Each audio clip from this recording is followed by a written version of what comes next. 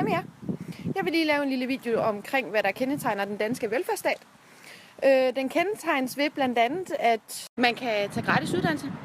Som for eksempel lige herinde ved mig, der kan man blive pædagog og sygeplejerske. Men inden man kommer så langt, så tilbydes der gratis folkeskole og gratis gymnasie. Udover at det er gratis, så får man det også SU, når man er over 18 år.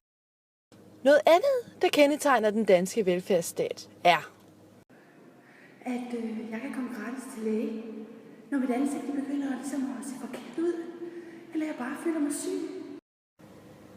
og man kan komme gratis på sygehuset, hvis man bliver syg, skal føde, eller hvis man bare har lyst til at besøge. Og skulle man risikere at blive syg, så kan man faktisk også modtage sygedagpenge. Og kommer du på sygehuset, fordi du skal føde, så kan du efter fødslen gå hjemme med dit barn i op til 1 år på barselsdagpenge. Og når du så har født, så kan I som familie modtage børne- og ungeydelse, indtil jeres barn er fyldt 18 år.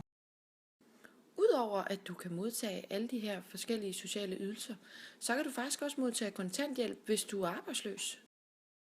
Og når du så bliver så gammel, at du ikke kan arbejde mere, så kan du modtage folkepension.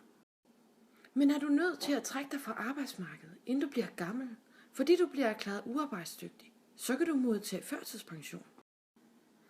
Udover alt det, jeg har nævnt indtil videre, så kendetegnes modellen også ved nogle supplerende støtteordninger, som for eksempel Daginstitutioner, sundhedshjælp, hjemmehjælp og boligstøtte. Men hvordan finansieres alt det her? Jo, nu skal I høre. Det gør den igennem alle de skatter og afgifter, som vi alle sammen betaler til staten. Det var mit bud på, hvad der kendetegner den danske velfærdsstat. Hej hej, ha' det godt.